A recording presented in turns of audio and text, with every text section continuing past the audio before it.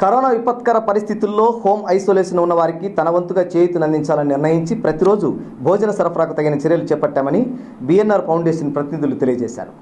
కడప నగరంలోని తమ కార్యాలయంలో ఏర్పాటు చేసిన విలేకరుల సమావేశంలో వారు మాట్లాడారు. కోవిడ్ పాజిటివ్ కారణంగా అనేక మంది హోమ్ ఐసోలేషన్లో ఉంటూ సమయానికి భోజనం చేసుకోలేక చేసి పెట్టేవారు లేక ఇబ్బందులు ఎదుర్కొంటున్నారని తెలిపారు. అటువంటి వారికి తోడ్పాటును అందిస్తూ పాజిటివ్ తగ్గే వరకు ఇంటి వద్దకే భోజనం సరఫరా చేసేలా తగిన చర్యలు తీసుకుంటున్నామన్నారు. జూన్ 1వ తేదీ నుంచి ప్రారంభించనున్న ఈ కార్యక్రమాన్ని ఇబ్బందులు ఉన్న వారు సద్వినియోగం చేసుకోవాలన్నారు. ఈ కార్యక్రమంలో ఫౌండేషన్ ప్రతినిధులు నరేష్ కుమార్ రెడ్డి, హరినారాయణరావు, శ్రీనివాసరెడ్డి, సుబ్బరాయుడు తదితరులు పాల్గొన్నారు.